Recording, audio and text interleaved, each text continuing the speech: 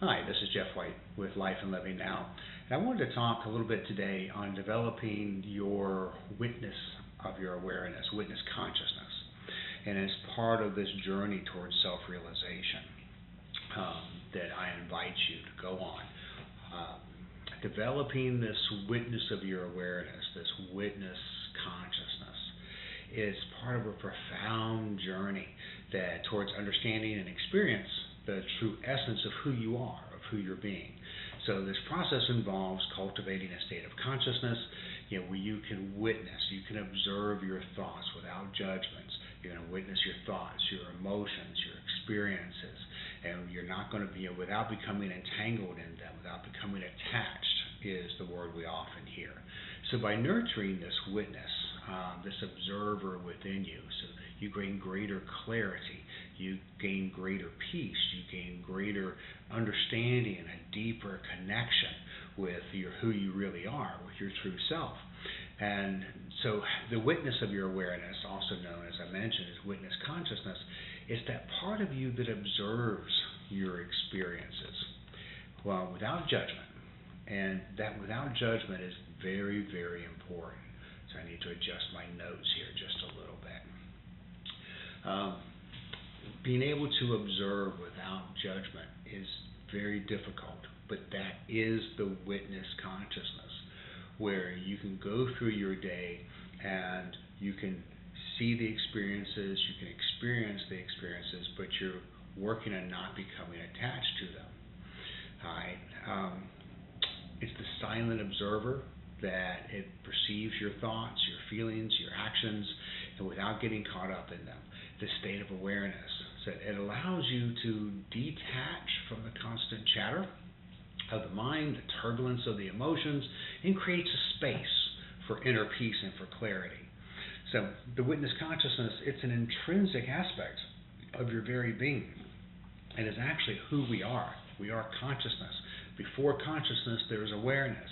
And what we want to be able to train is to rest in that awareness, that non-judgmental witness of everything that's going on around us. It is a process. I know it can be a lengthy process, even if you have an immediate, the light bulb goes off, immediate inspiration. Even if how transformative, you have to walk that out in your life.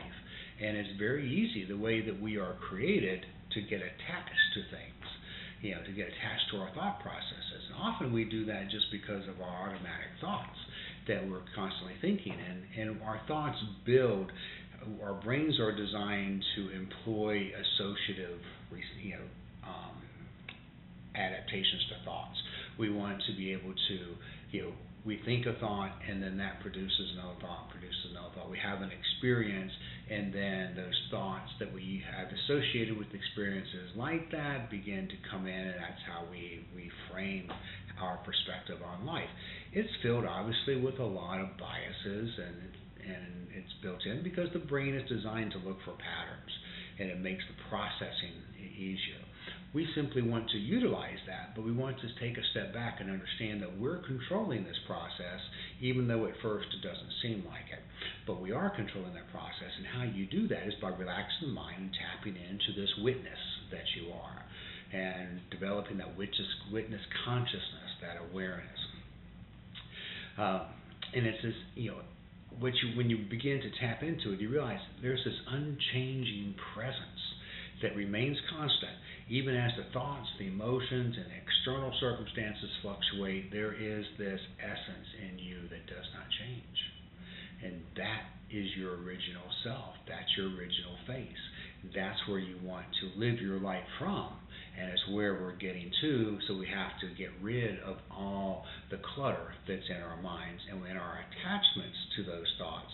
Relax all that so that we can then see and be with clarity. So it's a practice, but by tapping into this deeper level of consciousness, you can experience a sense of stability and tranquility that is simply not dependent on external conditions. Now, mindfulness is a fundamental practice in developing this witness of your awareness. It's not the same as the witness, but it's very important. And it involves paying attention to the present moment with an attitude of openness and non-judgment. I'm simply being aware of what happens in my day. I'm being mindful. By practicing mindfulness, then you'll become more aware of your thoughts and your feelings as they arise, which will allow you then to observe them without reacting impulsively. That's the key. You want to simply observe. For those of us that have been involved in doing for all our lives, this is going to be a challenge, but do it anyway. For those of us who are been introverted and we like spending time in our thoughts, we still need to do that, even more so because we actually have become very attached to our thought processes. We need to be able to relax that and be able to be a witness to our thoughts. We're the thinker of our thoughts. Understanding and practicing that perspective, that insight that you are the thinker of your thoughts is transformative. And it begins a lot with mindfulness as the first step towards that, I think. So with mindfulness meditation, there's some powerful techniques to cultivate the witness of your awareness. And a simple guide to that is just simply find a quiet space, get comfortable. You can sit or lie down. For me, I don't like lying down. You tend to get very relaxed and you end up kind of falling asleep. When I like to stand up, keep your spine straight. You tuck your tailbone in a little bit, your chin's tucked in, your crown of your head is pointed towards the sky, so you're keeping your spine straight, nice and relaxed. Focus on your breath. Close your eyes. Take a few deep breaths. Then bring your attention to the natural rhythm of your breath. Sometimes we'll put it on our heart, but just breathe. By focusing on your breath, you forget about everything else. Breathe. All right? Just be mindful as you go through your day. Just be mindful. Observe your thoughts. When you breathe, notice any thoughts or any feelings that arise. Simply observe them. Don't get attached. Don't go, oh, that was a good thought. I'm going to go down here. And the mind will play funny tricks. You'll find yourself thinking about non-thinking. So I'm thinking about not thinking. And then all of a sudden I'm really thinking hard about the fact that I'm not thinking. Well, obviously we are thinking. So we let it go. For me, I just say let it go, and I go deeper. Go deeper. And that's my trigger for me to let that go and look deeper. Relax, focus deeper. All right, so you want to observe your thoughts without judgment. Bring your focus back to your breath. Stay present. Now, as you start doing this for 10 to 15 minutes, you can gradually increase it, to whatever the length of the practice that you want. And I also suggest you have to learn how to get up off the meditation couch, pad, and walk through your life with this same awareness. And that is where the rubber meets the road. So you have to be able to do that. And that takes a lot of practice. Now, part of this with the witness observation, this witness consciousness, is embracing non-judgment. And it's a crucial aspect of developing this witness. And it means to observe your thoughts and your emotions without labeling them as good or bad. Just simply watch them. And by doing so, you create a space for acceptance and for understanding, which does then allow you to see things as they are without distortion. And for me, that has been such, and I use the word transformative a lot, because it simply is very true. When I started to just watch my thoughts, watch my emotions, and without labeling them, without trying to justify their feelings, without being embarrassed by their feelings, without doing anything, just watching. And then you begin to see, well, this little thought, you almost see them as thought bubbles. This little thought, wow, well, that gave rise to this thought, and then that gave rise to this thought. So that's why I think that way. That's why I feel that way. Oh, this emotion came up inside me, and now I'm watching the thoughts that help create and fuel that emotion. And I can say, well, now I begin to understand, and I can see what my triggers are. I can see what makes me happy. I can see what makes me sad. I have a greater understanding. I can also see that all of that doesn't really matter because it's not as real as my awareness, as the inner peace that I feel. And I begin to see that life in our minds is like a movie screen where we project things out into our life and into our consciousness. We begin to project these ideas, these beliefs, these biases, these thoughts, and we begin to live our life through those lenses. And mindfulness and witness consciousness allows us to create a pause, to create a break, to create a space where we could see in between those, and we could see the origin of those thoughts and those emotions. And we begin to see and understand ourselves much better, and vitally important. So I have always been one, I wanted to know truth, and that has led me into some realms and meditation that have just been fantastic. Practice in self-inquiry is another good way. So it's a powerful tool for developing this witness of your consciousness and awareness. The practice involves questioning the nature of your thoughts and beliefs to uncover the deeper truths. It's asking, who am I? And it is that in itself is one of the most insightful questions, most important questions that you can answer, and answer truthfully, in that those answers will change the deeper you go through this journey. And there is an excellent teacher, or was an excellent teacher, named Nisargadatta. Nisargadatta was an Indian thinker, philosopher, and his entire premise was asking yourself, who am I? And then it goes to I am, and he says focus on the I am. But when you ask who am I, and at first we look at our roles and we see, well, I'm husband, I'm father, my role in work, I can look at my other roles. I'm a meditator, I practice Qigong, I do martial arts, there's these roles and thoughts that we have, but are they us? Who am I? No, there are things that I do, there are activities and relationships. It's not who am I. It's not who, it's not who I am. So let those go. Look deeper. Ask that question. Who am I? The answer, when you get there, may surprise you. You'll get an inkling of it the closer that you get to it. But then you begin to cast off these things, and you just want to know, who are you? And then explore the answers that arise. This is your journey. Now, I talk to some people, and they get happy coming down to this one level, and they're very peaceful with it. It's very kind. It's their journey. Others want to go deeper, and they find that there is no separation. They are the original self. They're the ocean instead of just the waves. Analogy, metaphor that I've used previously.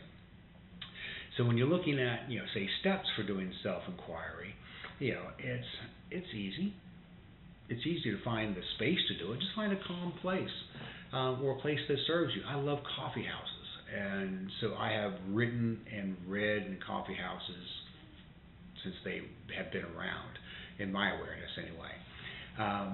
But you want to find a calm space.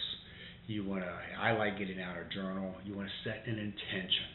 Approach the practice with a sincere desire to understand yourself more deeply than you ever have before. This is crucial because your intention sets your consciousness, sets your awareness, it sets you on that path. If I sit down and I kind of go, who am I? Oh, well, I'm Jeff. Okay, well, who's Jeff? Oh, he's a good guy. Okay, that's fine, that surface level. It's not who I am. I want to sincerely ask and set that intention. I'm going to face the truth of who I am. I'm going to dig and find out who I am not. And there's an old phrase, I think it's called neti, but it's like not this, not this, not this, not that. And it's that process of uncovering who you are, because we put all these layers into our mind and our beliefs about who we are. But we want to come back and say, okay, who am I really? And that requires a deep, determined intention. So then you ask the question, who am I? Allow that question to sink in. Observe without judgment. And I used to write down my responses, but observe without judgment what those responses are. Don't add value, don't critique them, don't do anything, just observe. Who am I? And then my mind begins to tell me. Okay? And I observe and I let them pass. I can continue to repeat that practice regularly and allow deeper insight. So I can go and journal, and I can, after that sitting meditation stage, I may go back and write down, here are the thoughts that came up, and I'm going to explore those. And that way you begin to understand yourself with greater clarity and deeper meaning. Now, you also want to get up off that meditation pad, and you're going to walk into the world. And so that developing this witness of your awareness is not limited just to the formal practices. You need to walk into the world with this. And that's going to require being mindful living. So bring the principles of mindfulness into your everyday activities. Be present. Focus on the present moment in everything that you do. You will find this to be much harder. You get in the shower, and I'm thinking, it's a perfect time to practice mindfulness. I've got water, I've got tactile, kinesthetic senses. I've smells in the shower of the soap. There's, you feel I should just be able to be completely absorbed in the present moment. But all of a sudden, I'm thinking about the water and the hot water, and maybe I need to change that filter. And all of a sudden, I'm running off, and I'm thinking it happens all the time. Practice mindfulness in your daily life. Be present. Observe without reaction. So key. When faced with challenging situations, take a moment to observe your thoughts and emotions before responding. Put that pause. Witness your thoughts. Witness your reactions. You don't have to jump. In most cases, you don't have to jump that quickly. In training, you'll be able to sense and be able to make decisions and actions with great clarity very quickly. But initially, we want to learn how to do this. I think journaling is a very effective way to develop your witness as well. So write down your thoughts and feelings. Create a space for self-reflection and observation. Be at a place of inquiry without judgment. You don't need to write, that's a screwed up thought. Write down your thoughts, what it means, where did it come from. Really observe. Be a student of your own mind and your own thoughts. All right? So, that's kind of a brief overview. We looked at meditation. It is the cornerstone of developing awareness. You want to sit quietly, focus on your breath. I focus on third eye. Observe your thoughts without judgment. Meditation will help you detach from your thoughts and emotions, will allow you to witness them from a distance. Practice mindfulness. Be present in the moment. Pay attention to your surroundings, sensations, and feelings without getting lost in them. Activities, mindful walking is very good. When you sit down to eat, practice mindfulness. That's transformative. Or even washing dishes can help you stay present. Right? Do things that you can to stay present in that moment. Use self-inquiry. Ask yourself introspective questions. Who am I? What is aware of my thoughts? This will help you recognize that distinction between your true self and the thoughts and emotions you experience. As I mentioned, journaling, write things down. Breathing exercises. You can do body scans for tension and sensations, and it just helps you become more body aware, but you're doing all of this just with a witness mode. You can seek out other people, mentors, coaches, find authors who have had similar experiences, either that you have had or that you want to have, and then read their works. I am a big fan of I read voraciously. However, you have to understand everybody is still human, so I don't put people up on pedestals. It's a good way to be disappointed. Instead, I take what they have said, what they've contributed, and I work with that, and I appreciate and respect the mind that it came from. But that way, I also know they're human, and if I find out that they had foibles like the rest of us, then it's easy to give grace because I understand what they gave to me was knowledge, and that's what I wanted to model. So just something to think about. All right. So remember, developing this witness consciousness, this witness awareness, it's a journey. It does not happen quickly. It's not necessarily a destination. It takes time. It takes patience. It takes determination. It takes consistent practice. And you want to be able to enjoy the process as well. Incredibly important. So, as I mentioned, you're going to be this observer self, this witnessing presence. You want to create this state of awareness where you simply are observing your thoughts. Be mindful. Observe your emotions. Observe your experiences. Don't get attached. That's key. And it's easy to do. And we're in a time of a lot of political mess. And one good way of checking on your attachment is to, if you go watch the news and see your responses, and all of a sudden you find yourself getting riled up, or running off, and he said this, and this, or this and that and the other. Well, now's a good time to relax that and just observe without judgment. All right. Just trust me. The more that you do this, the greater clarity you will have, and it will change perspective, and it will aid in giving you that inner peace. So you want separation from the mind. So in everyday life, remember, we often identify closely with our thoughts. This witness consciousness involves is stepping back and then recognizing that you're not your thoughts, but you're simply the observer. As I mentioned, and I want to just continue to repeat, this non-judgmental awareness is the defining characteristic of awareness and consciousness in this witness. So it observes without judgment, observes without attachment. So then you can just be, and you will be amazed, I think, at least sometimes I was, at the clarity, at the insight. You begin to see things as they are, rather than with the emotions that have been invested, or the people who want you to invest your emotions. Now I can begin to see things without, and I can add my own emotion, but normally now it's something more on a positive side. There's peace, there's love, there's compassion, there's truth. I happen to also believe that discipline is good for the soul, self-sufficiency and self-determination to a certain extent. Develop your present moment awareness, detached compassion. So while you're observing, you maintain the sense of compassion and understanding for yourself. Don't be so hard on yourself. Allow yourself grace. Don't get frustrated. It's easier said than done, but don't get frustrated. Allow yourself to be able to relax. Give yourself grace. The more grace you give yourself, the more grace you'll have to give others. So this witness on consciousness and awareness has great practical applications we've been talking about. So it helps you to navigate life's challenges with more ease. There's really no way with words to explain. As we talked about, we sit, we watch, but you have to be able to practice this and experience this, and you build that sense of witness into your consciousness. And it's done by relaxing. That's the key. So regular meditation, regular mindful practices. So I hope this helps.